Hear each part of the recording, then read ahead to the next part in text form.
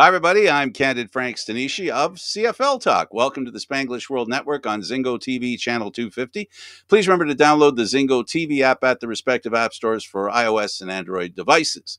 While you download the app, make sure you rate and leave a comment. Both apps are absolutely free. Zingo TV is available on Google, Chromecast, Amazon Fire, Fire TV sticks, Roku sticks, and also on all smart TVs 2016 forward. Now on CFL Talk, joining me is... No, he's not. He's not here right now, but that's okay. David's on his way. He's at church providing some speakers, and basically they're doing the rosary, and they need David to do that. So I'm alone. Not again, but alone anyway. So anyway, so basically we're going to talk Canadian Football League, of course. Now, here's what I'd like to start with. So I don't really want to talk about the games because I want to include Dave there. David. So, geez, what should I talk about? Well, what about the fact that we have a powerhouse like Winnipeg? We have the Calgary Stampeders, a former powerhouse, showing that they might be coming back to where they were. And then this new powerhouse, we've got three teams in the Western Division of the Canadian Football League that are playing better than the team that finished first the last two seasons, they being the Saskatchewan Roughriders. This is pretty good, you know? And then what happens is Montreal ends up beating Winnipeg. Now, is this a sign of Montreal showing some development since the beginning of the season? An ability to play really good football and win against literally the best team in the league for the past 2 years. Is this something that's on the horizon? And then we have other teams on the other end. We have the Edmonton Elks, who have had nothing but problems out of the gate. The Saskatchewan, I talked about, the Roughriders were finished first twice, 2 times, right? The last 2 seasons, and now they're hard-pressed in fourth. The Eastern Division has the Hamilton Tiger Cats, the dominant team over the past few years. Yes, Toronto last year finished first. There was a hint that Hamilton might be not as good as they've been in the past.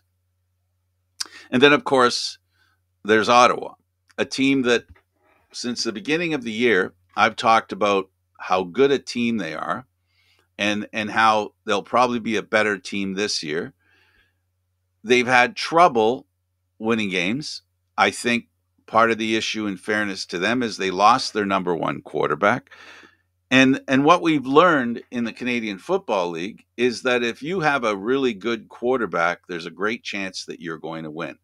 And all the teams that are doing real well, the first 3 teams in the West, you've got Bo Levi Mitchell playing to the ability that he's previously had. Maybe not 100% as good as he's been in the past, but he's, 80, 85% of who he was at his best. You've got this kid, that Rourke, that man, he just exploded onto the scene, and he's shown us the kind of player he can be. And then, of course, you've got Caleros. Saskatchewan has a quarterback that's hurting a little bit, has a knee brace that's a little wonky. But in the last game, it looks like his health is back, and they beat Edmonton. So in the West, the quarterbacking is a little better than average. In fact, it's above average. If we look at the East, there's where we have an issue with Mazzoli hurt, with McLeod Bethel Thompson not having the ability to make the big plays often enough to win, to dry up at points in the game, whether it's him, the offense, execution, the players other than the quarterback that make up the offense. It's still the fact that the Toronto Argonauts cannot score at will, which is what teams that are championship caliber can do. We see it in BC. We see it even in Calgary. And of course, we see it in Winnipeg. And we saw it with the Montreal Alouettes in defeating the Winnipeg Blue Bombers. The Bombers are a team, obviously, that, you know, you've got these games, we call them trap games. Every game for them is a trap game now, or at least was. 9-0 is a really good stat, right? To get there, it's really hard, and you're bound to lose. There haven't been many teams in pro football that basically win every game during the season, and sometimes it works against you when it comes to the playoffs because that target looms even larger. So, we've got great quarterbacks. One on the sidelines in Mazzoli. I think I'm willing to call him a great quarterback.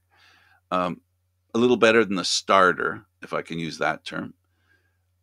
In Montreal, they've got Harris, who is clearly a quarterback who has been consistently productive. There have been questions about, the red zone, about scoring in close. Well, the game against Winnipeg, he did enough to beat Winnipeg. So that's pretty good stuff. So the good thing about being a quarterback in the Canadian Football League is that you can get a job and not worry about being one of the best quarterbacks around.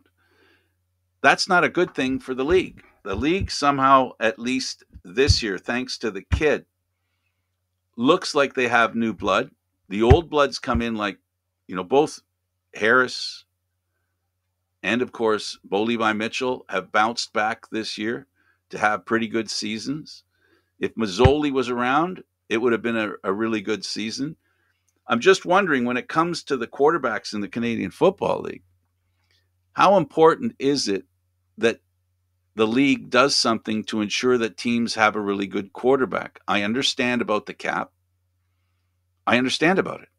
It's a necessity. It's a financial obligation that needs to be met by every team for the good of every team.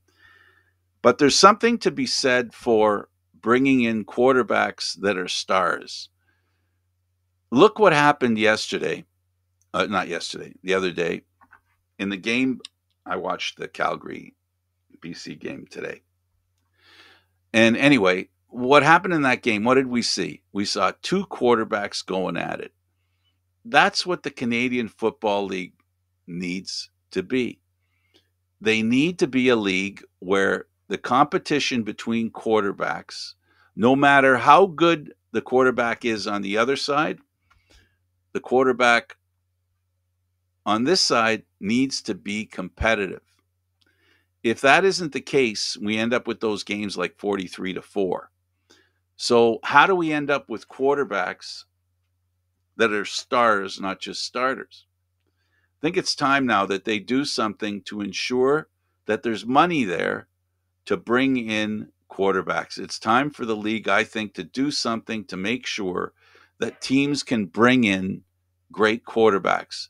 Because there is, I think, a conscious effort to not be able to pay a quarterback more than, I'm just throwing a number out there, $400,000 or $500,000. They're paying quarterbacks $300,000-$400,000 who aren't stars. Now, maybe if they were able to pay a little bit more, maybe the competition for quarterback would rise in the Canadian Football League. Maybe, just maybe, if you were the Argos and you had a little more money to spend on a quarterback, you might not have traded Collaros to Winnipeg. You might have kept him, but you decided, because of finances, I'm suggesting this is a possibility, that you have to make a conscious decision to be cognizant of the fact that you have a cap, and that cap dictates to you what you have to do, right? As far as what quarterback you bring in, what quarterback you pay, and what quarterback you have. Now, admittedly, if you're the Argos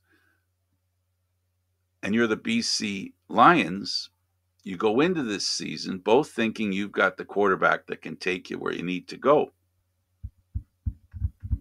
A bit of a difference between Rourke and Thompson. A little bit of a difference. It's called production. And that production is about offense, and that offense is about entertainment. We all know defense wins championship or championships. Offense is what sells tickets. So we have to have entertaining football. And the best way to create entertaining football is to have better quarterbacks in the league. If it means spending a little bit more money, then so be it, I think has to be the case. What happens, and I've said this on the show, and as you know, I cover the Argos, and I've been an Argo fan in my time. I still am an Argo fan, admittedly. I still pull for the Toronto Argonauts. They're the team in my town. But I'd love to see BC win the Grey Cup. The reason I say I'd love to see BC win the Grey Cup in the next couple of years, because either way, whether this kid Rourke wins a Grey Cup or not, he probably is going to be gone. And will $100,000 or $200,000 make a difference in keeping him here? I don't think so. He's not the guy I'm talking about. He's not the quarterback I'm talking about. He's a very special talent. He's a talent that the NFL is going to want to look at. He was trained in U.S. three-down football. He played, of course, college football in the U.S. That's where he learned his four-down football. I apologize. So now this guy is the perfect guy. It doesn't matter that he's Canadian. That doesn't impact on the NFL because it's about where he played, not who he is. So he's going to end up going. And I figure in the first 2 years, he'll probably be gone. If he's not gone, thank goodness. That'll be great. It'll be wonderful. But there's going to be pressure on the league to keep him here. And there are going to be conversations on what it'll take to keep him here. How much will it take to keep him here? And are we as a league, the Canadian Football League, are we interested in not just keeping a really good quarterback, a great quarterback, in fact, in the Canadian Football League? We're actually thinking about keeping a Canadian quarterback in the league. And that's the difference and the hair I'm trying to split here, folks. To bring in a really good American quarterback who's probably or can be as good as Rourke, I think we can find them for a little bit more money. You'll get some pretty good quarterbacks coming here. Essentially, quarterbacks that aren't in the situation that Rourke is. He's on the way up, which makes him very, very noticeable. People notice him, and he's young. The point I'm making is that if you can get a quarterback who maybe has leveled off at a certain level, which is slightly below caliber required to be an NFL quarterback, but have the tools to play in the Canadian Football League, then for goodness sake, that could be something that they do, right? So the Canadian Football League is something that's really important in as far as having a great quarterback. And I just wanted, Daniel, I just wanted to make a note that look for David in case he does come. He said he might be coming just a few minutes later. There. Okay. There he is. Hello. Made it. So I figured you'd be here by now, and I was just closing out on a conversation about figuring out not how to, I don't want people to misunderstand. It's not about keeping Rourke, but it's about raising the level of talent at the position quarterback. Exactly. No, when you talk about his potential to go to the NFL, that's a good thing for the CFL, obviously, because it means that you had a guy who was in your league for at least a year and a half, 2 years, that display that he's good enough to go into the best league in the world.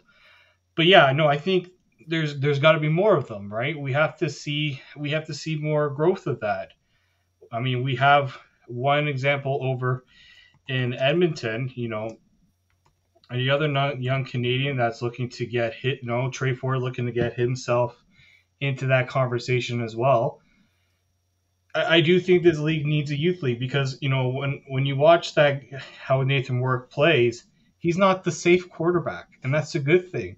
He wants to make plays because he has the talent and belief in himself to make those plays. But yeah, I do agree. You need more of that. It doesn't necessarily have to be Canadian. It always No, adds a little extra flavor if it's a Canadian. I get that. But yeah, this league definitely needs to find more ways to inject more youth like Nathan Rourke into it. my point is that we've always had quarterbacks that are a little older here because they take time to learn the Canadian game. And my point is simply that there could be a lot of American football quarterbacks that are in the US that might, I'm saying might, for the sake of putting down the clipboard, might want to make $100 or $200,000 less to actually start to actually play. So that's my point. And if the league has to spend a couple extra, like let's say, how many quarterbacks do you think, or would it have enough of effect? Let's say if the salary structure for a CFL quarterback rose to $700,000 a year, would that spring a quarterback or two from the NFL? And that's my question. That's my query. The point is, again, that there are quarterbacks that don't have to be as good as Rourke, today, but who have leveled off enough that the NFL goes, well, he's not really an NFL quarterback, and the message, the writing is on the wall. The quarterback feels it. That's in the NFL. He feels he's not going to cut it in the NFL long term, and now he's holding a clipboard. He doesn't see putting down the clipboard. That's the guy I'm looking for. And there might be, at least for another couple $100,000, there might be two or three quarterbacks like that would fit in to the CFL way of playing, because I've grown very, very sure now. It's becoming abundantly clear. We've talked about quarterbacks being the key of the Canadian Football League. We're seeing it. We saw it in the game between BC In and, Calgary. and Calgary. Um, We see it. We saw it, but in the game between Winnipeg, right, and Montreal, Harris proved that he could keep up with Caleros with a decent defense. well, even when Trey Ford making his first ever start against Hamilton, against a CFL starting veteran quarterback in Dane Evans, and Trey Ford went toe to toe with him. Of course, his team played a big part of it, but that's the thing, Yeah, right? These young guys, we have another one here in Toronto, and Chad Kelly, who's has. I understand he's young; he's got to get used to the Canadian style of game, but at the same time, absolutely. he's played NFL preseason games. He's played high level in college, so the talent is there. I don't, that's the part I'm struggling with at times where, yeah, you don't want to throw a young kid in there like Trey Ford who just came out of university and hasn't played at the professional level. But if a guy played in professional football in the NFL, I understand the NFL and the CFL are totally different when it comes to the rules and reading the fields and all those things. So that's why I think give them time with practice, give them time with preseason games. Having preseason games was huge this year. Having that ability to not just get thrown into a regular season game like the last little while, that's a huge difference for a lot of these quarterbacks right now. But yeah, no, I think we saw it last year with Jake Mayer. He didn't have a lot of CF. I don't think he had any CFL experience before he took over for Bo Levi Mitchell. And personally, some people in Calgary think that he's the better option than Bo Levi Mitchell because he is younger, because he can do the things that, unfortunately, right now, Bo Levi Mitchell can't really do like he did when he was first in the league and he was of that same category as the Nathan Rourke's of the world. What really brings it to me, and what brought it home to me, was there's a couple of things. Was the contrast of the game between Calgary and BC and the game between Toronto and Hamilton. We saw Hamilton send in a quarterback that can't pass a ball in the Canadian Football League. What the heck is up with that? Congratulations, Hamilton, for winning the game. Congratulations to the defense for doing a great job. Congratulations to Matt Schultz, who came back from being injured and helped the team march down the field and get a touchdown. But my point is, how do we end up with a quarterback in the Canadian Football League playing a game and can't pass? What does that not tell you the depth of the Canadian Football League? Is there's something wrong with the depth of quarterbacks in the Canadian Football League? I think you're totally bang on about that because when I was watching that game, yeah, he was getting some yardage with he reminded me a lot of like Chris Strevler in a way, Absolutely. right? A guy Who's who doing can well in the NFL. So this is not saying that he's not a good player, but we're he, talking about Canadian Football League quarterbacks and what they need to be. yeah, you need to be able to pass in this league. Unfortunately, you can eventually the defense is going to read you and going to figure it out. It's not too difficult to realize, okay, he's not going to try to pass it. We're going to go for they can stack the box and play the run just like they do any team that has a good running back. Like if Matt Schiltz did not come back into that game, Hamilton would have lost that game because Absolutely. I don't think Newman had the ability really to drive down the field because that's not what he's been asked to do. He hasn't been. That's not what he's probably practiced, right? And that's Essentially, what he did, David, was keep them in the game, and good for him. He did his job. he But did. what I'm saying is that that's not the job that the fans want to see. That's not what makes Canadian Football League football. It's not football the way we need to see it. I'm talking about what the way we need to see it, not the way I want to see it, not the way it is or isn't, but the way we need to see it. What we saw with Winnipeg and BC is what the Canadian Football League, that was everything I want to see in the Canadian Football League. Great scoring, great quarterbacking. Because with only three downs, you got to have a quarterback that can get you a first down. You were talking about Rourke and him not being, whatever. But what he is he's a guy who makes plays so that he doesn't two and out. You know, that's the whole point. That's the kind of quarterback he is. He makes the big play so that you don't have to witness it two and out. It's hard. It's hard on Canadian Football League quarterbacks to march down the field. They only get two downs to do it. Yeah, three if you have a coach that's willing to Oh, there you be a go. little aggressive. But One that believes in their short yardage gain team. here's something about Nathan Rourke that really impresses me. I talked about last week the percentage. It went down just a tad. It's at 80%. It was Oh, 81.3. He he has 23 touchdowns this season in 8 games. Zach Collaros has 18, but he has played two more games. He's played 10.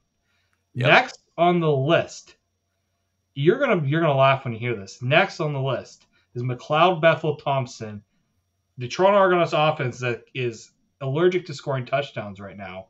He has 10. 10. My point. You're just adding fuel to the fire that I've lit, and that is that there is a lack of depth in quarterbacking in the Canadian Football League.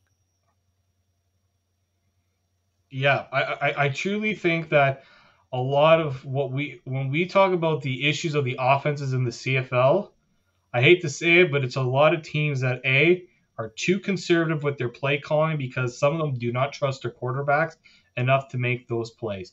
BC trusts Nathan Rourke to make those plays. That's why he's got you know six more inter you know 5 more interceptions than Collaros, who's played more games, and 13 more than the guy who has played the same amount of games. There's a reason for that. It's because the coach has faith in him, and Nathan Rourke likely does not want to settle for 3 points on a drive that he's going down the field. He is going to score touchdowns because that's his upbringing. He knows he has the talent to do that, and that's something the CFL has lost. Quarterbacks that can throw touchdowns because we're not seeing that right now.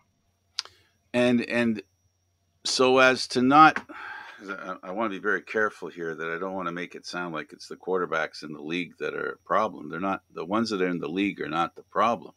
It's the ones that aren't in the league that's the problem.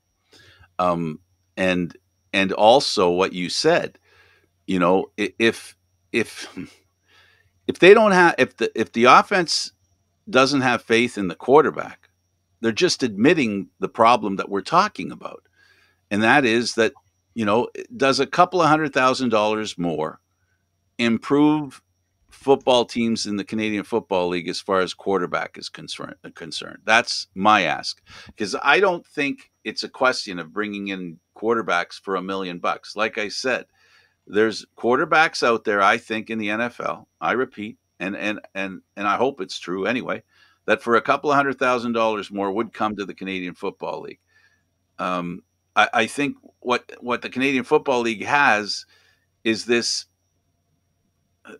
terrible situation where the imbalance at the position in quarterback is something that is hard to overcome for teams. It's hard to overcome. You know, as much as you like Trey Ford, and I know you do, and I know you think he's a good quarterback, still, when they put him out there to play against a Rourke, even a Thompson at this time in his career, is all those quarterbacks in between from Thompson up, Bo Levi Mitchell, you know, Caleros, Mazzoli when he comes back. It's important that somehow the league does something about our quarterbacks because there just isn't enough depth. I think I shot my bolt. I think I made my point. You can finish it off, and we can move on to the games. Well, I really do think that we've talked about the crisis of the really what's been called a crisis of offense in the CFL. There could be many things. I don't want to all put it on the quarterbacks because I think some quarterbacks may feel they can do more, but they're also Exactly. so I don't Sure. want to totally put it on the quarterbacks. But yeah, no, I think the CFL, Frank, you've been to these, gatherings, CFL coaches, CFL GMs, league executives, all to get together to figure out ways to improve the league, right? The And they talk obvious problem isn't being solved. exactly, and I think it's due to the league's inability right now to, It's about money. In my mind, yeah, I'm convinced it's about money. It's about money, and it's not the fault of the league that it's about money. It's about figuring out how to bring talented quarterbacks to the Canadian Football League. And I've shot my bolt. A little. I don't know. They've got to try something to create the position of quarterback in the Canadian Football League has to be considered a primary position. It's not a position within the team. It's a position that is important to the game more than the team. We need it for the game. We need more games like we saw with Rourke and Bo Levi Mitchell, or when Caleros plays Bo Levi Mitchell or plays. You know what I mean? We need more games like that. This league, its survival depends on having games like that, not ones where quarterbacks and offenses spend a whole half doing nothing. Zero. Nada. Maybe a field goal. Can't do that. Can't have that. Have to have quarterbacks that score on a regular basis. It's what will make the Canadian Football League bring us back to where we were years ago. That's what it's all about. It's about scoring. You can't have zero halves. That's just not, it's just not, doesn't sell. Man, it's so you know hard. what? We'll talk about this during the games. Actually, you know what? Let's go to the games because I think what I have to say can be better said when we talk about the games. Okay, let's start with the upset in Winnipeg. Good for Montreal. I got to tell you, this this puts a smile on my face because I got an owner in Montreal who keeps predicting his team's going to win. And guess what? There's an old saying: even a broken clock is right twice a day. That, you know what? That is absolutely 100% correct when you if in reference to this. God love him. He's just supporting his team. Let's make that clear as well. You know what? I had me and my betting. Mm-hmm. I didn't pick Montreal to win the game, but what I did pick was Montreal to cover the spread because Which the they did. spread at first it was 11 and a half. And then it moved down to 9.5. And I'm like, well, why did it change 2 points? It made me a little nervous, but I still said, you know what? There was two reasons why I said that. One, Montreal's already played Winnipeg. When you play a team the second time, it is so difficult to beat that team twice. The Argos realized that. Uh, Hamilton's realized that in the past. Winnipeg just realized it now. But Winnipeg has not played particularly well at home. I don't know if you've noticed. Yes, their record indicates they played well at home, but if you looked at the games played at home, hasn't really been the same when you look at how they played on the road, in my opinion. They're a road team. They're a smash mouth team. They go into a stadium and embarrass. They try to embarrass the other team. That's what they try to do. Their physical their physical attack on a team is something that it's like when we watched them play in Toronto, they were they were incredible. I mean, they were lucky to leave with the win. I mean, let's give the Argos credit that a kick was the definition of a loss for them. But you know that's the kind of team Winnipeg is. But I wanted to mention about these two quarterbacks because I always talk about interceptions, and I think in the Canadian Football League, it's almost it goes to the point I've been trying to make about star quarterbacks, not starters, right? The good news in the Canadian Football League, if you protect the ball and you don't throw an interception, you're giving your team a good chance to win. Because essentially in the Canadian Football League, that's what's basically come to pass. If you look, Trevor Harris's teams won the game. He didn't throw a touchdown, but he didn't throw an interception.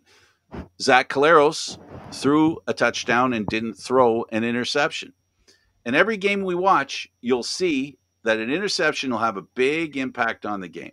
And in this game, the quarterbacks did enough to win. And then it was about defenses, special teams, and really some big plays, which we saw in this game. Yeah, no, exactly, and that's I think what they learned from the week before, right? They were in that game for most of the game, and in the fourth quarter, they imploded. They had some turnovers. Winnipeg was able to run the ball a lot more, and Winnipeg tried to do that again, right? Where they things were close most of the game. Winnipeg was trying to manage the clock and the line of scrimmage with their running game, and it was pretty decent, I will say. Since you mentioned Brady Oliveira last week, I took a closer look at him Mm. this past week, and I felt like, okay, he's growing on me more, that's for sure. He's a But real I deal. think he is. No, he's definitely. When you lose Andrew Harris, it's tough to replace, but I think he's See done his a great, legs. You look admirable at his job. legs when he's running. Oh See yeah, how thick his legs are. How do you bring that down? yeah. It's tough. He's It on is. two stumps. My goodness, he is built like a running back. Yeah, and what you saw in this game too was that no one in Winnipeg, none of the receivers were like Dalton Schuin had that great touchdown off the Zach Laros throw. Like Zach Laros made that play, but he needed the receiver to catch the ball. But I felt like they didn't have that guy that really put them over the top, right? I think what Montreal just did was we got to keep it close. We have to keep it close, and then we know how it ended in how it all ended. The craziness. And it's funny, but two guys that come to mind, Sankey and Big Hill. Those two guys, they were fun to watch in this game. But what it came down to is it's funny, that it came down to Winnipeg making mistakes. I mean, they're the team that waits on you to make mistakes. And it turned out they made the mistakes, missing a field goal, hitting a goal post. That's the kind of loss that hurts, not because you were beaten to a pulp, but you could have done enough to win. It was that close. These are the tough ones to lose. We'll see how they bounce back from it, and we'll see how high Montreal is in the next game because this was a great confidence builder for them. It was no for sure because the East is wide open. Totally. No one wants to take the East and run with it. This is a game where Montreal can say, why can't I? Why can't we? We just beat the defending champs who are 9-0, and nobody thought that we were going to be the ones to be. I didn't pick Montreal to end the streak, so that's for them. That's huge. that It that only only two teams are going to get in the playoffs if things continue the way they're going, and guaranteed the second place team with an 8-10 record. The second place team in this division can have an 8-10 record and get to the playoffs. I So if do you look no, I totally believe that. at if you look at the records of the teams, every one of them could reach that point. Ottawa's making it harder to believe, but the other three for sure. I also think that when you look at a game like this, it just shows that in one game, it doesn't matter what a team has done all season, one game can define a season in a way. Winnipeg could have gone 18-0. Montreal would just think it's one game that we need to win. Right. And I think that's been the mantra of the East over the last few years. Winnipeg's kind of also realized they can play that one game when they need to, but okay, we're not overwhelmingly dominating the record with our record, but get us there, and it's one game. That's all they prepare for. I'll add to what you're saying is that you have the Calgary effect, where Calgary lost a couple of Grey Cups they should have won. And I think it affected their confidence during the season and affected their confidence in the playoffs. This now, I'm not suggesting that this is going to cause Winnipeg to go, jump in a hole, but it does when they end up playing the big games. If they start getting in their own heads where they blow games like this, because this is not what Winnipeg does. This is something new.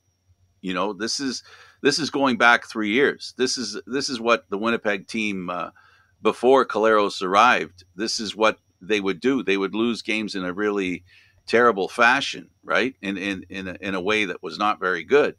So I'm not saying they're going back to those days, but what I am saying is that they know those days exist, and that's something you can get in your own head, and that's why I'm talking about Montreal. They can get in their own head too and say we can beat anybody.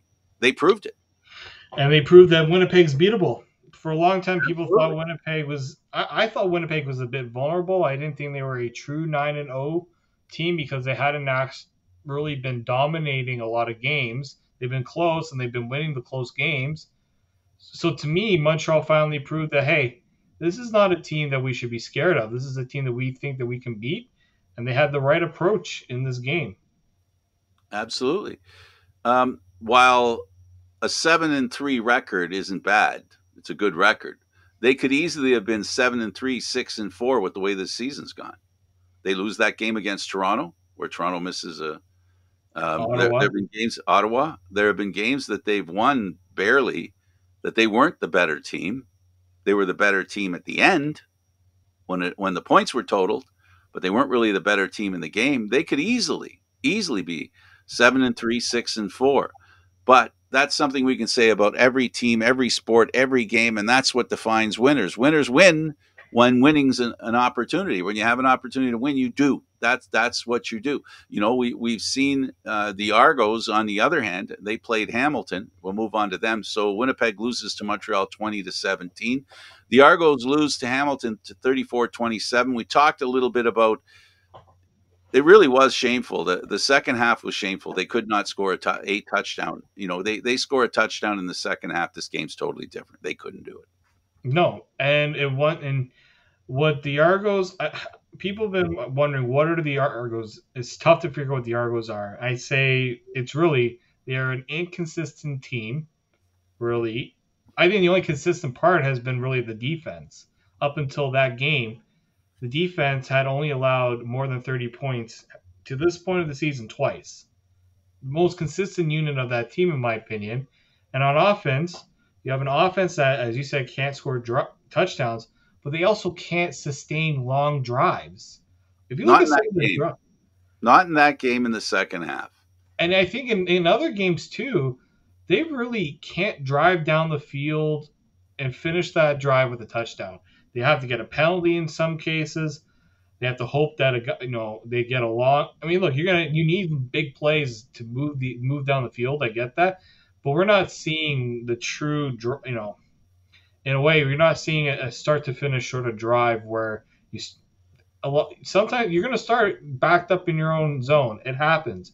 Can you now drive down the field and finish it off with a touchdown? They really haven't done a whole lot of that. And Hamilton wasn't really doing it either. But what happened with They were given Hamilton? time. They were given time and ball possession time.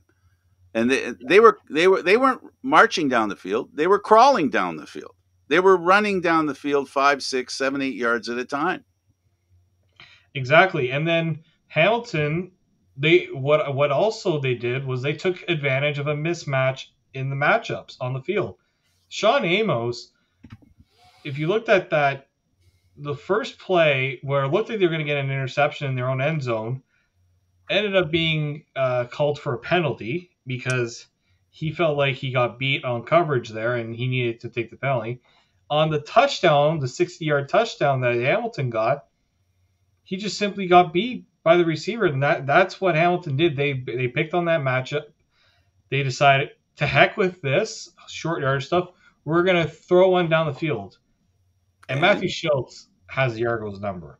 uh, he's I'm always had. convinced that if you play Matthew Schultz the rest of these games against the Argos, they're gonna have a tough time. He's an inventive kind of player. He's a big play quarterback. Always liked him. Liked him in Montreal. He was the heir apparent in Montreal, but with the bringing in of Harris, it basically made him expendable. And but he proved that he also can be a short yardage guy too.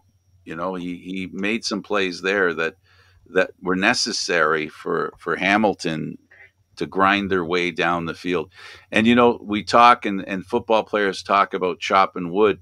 This is a Hamilton team that chopped wood really well, and this is a team that wanted to win more than their opponent, and they showed it. They worked really hard and they rose above adversity.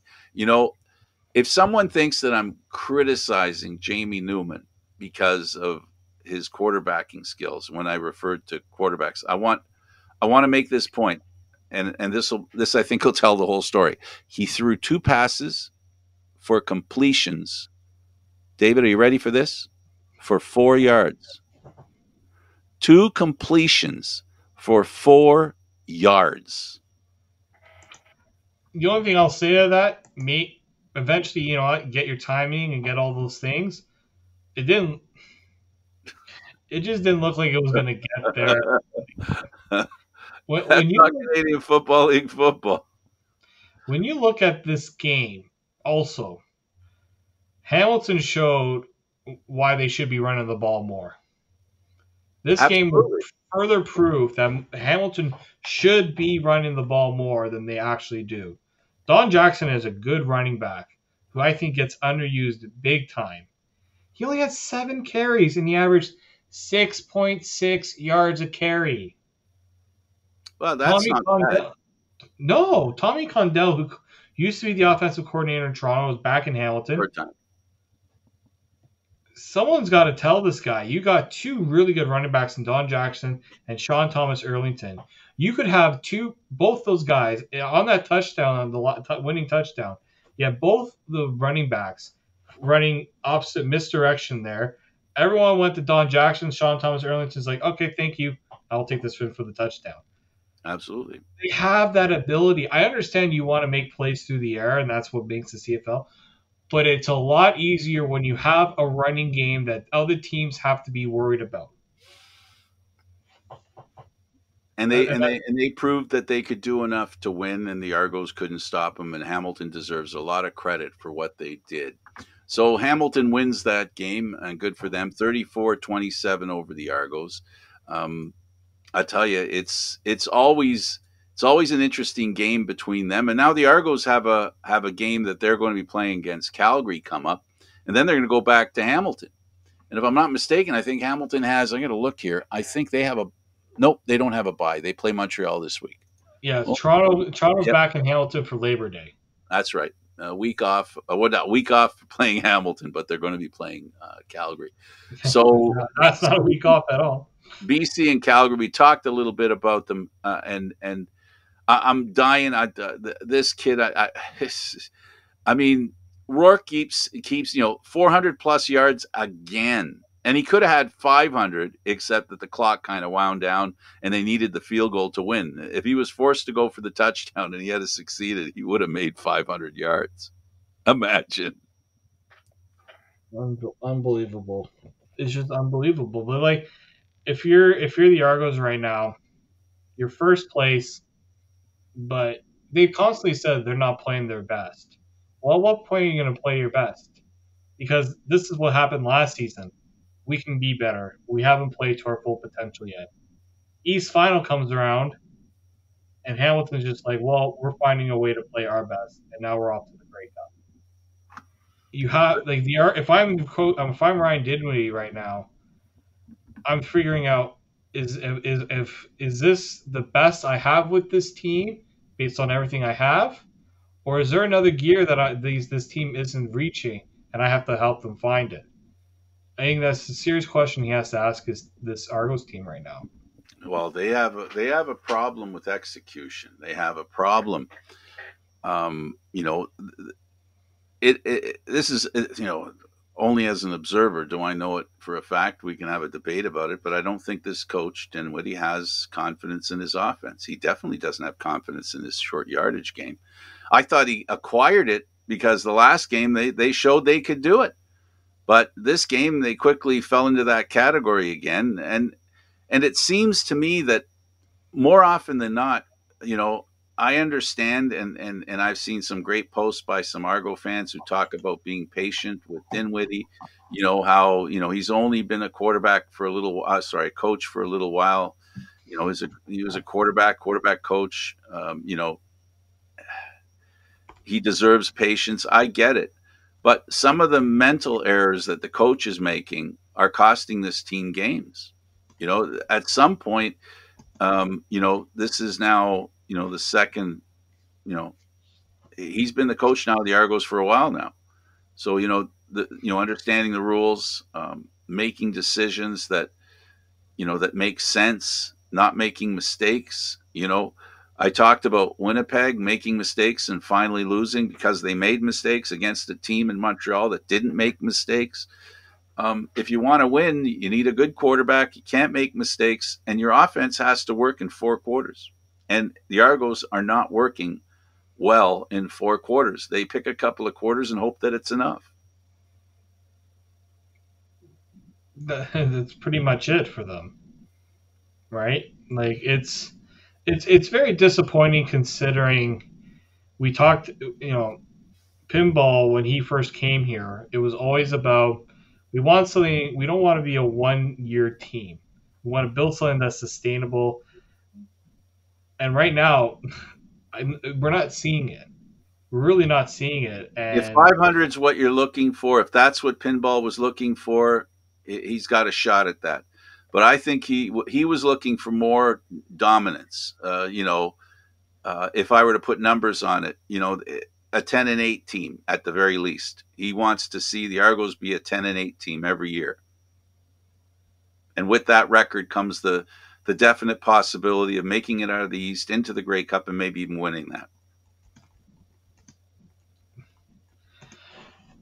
When you look at how, I brought up Nathan Rourke, right?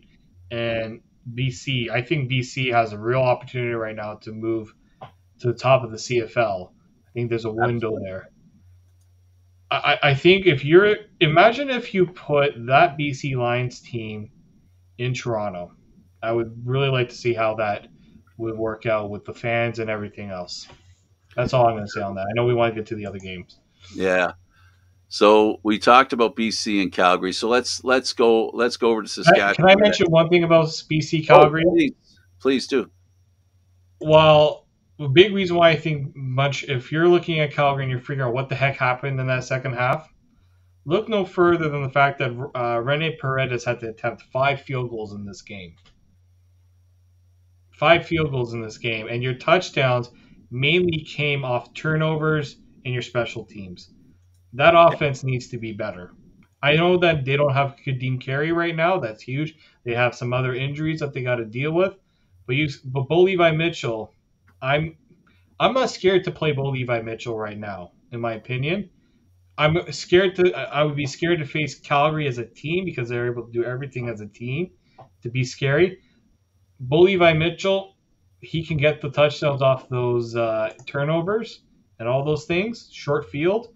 But if you ask him to drive down the field, I don't think he can do it. Well, he did he did drop one in the basket in the end zone for a Yes. TD. Was a great pass. You know, it was a Bo Levi Mitchell pass. In fact, I would consider that, you know, typical for him and great for him. And he did a great job there. So BC won at the last second, a field goal, 41-40. Congratulations, Saskatchewan. At Edmonton, 34-23. It looked like Edmonton looked okay.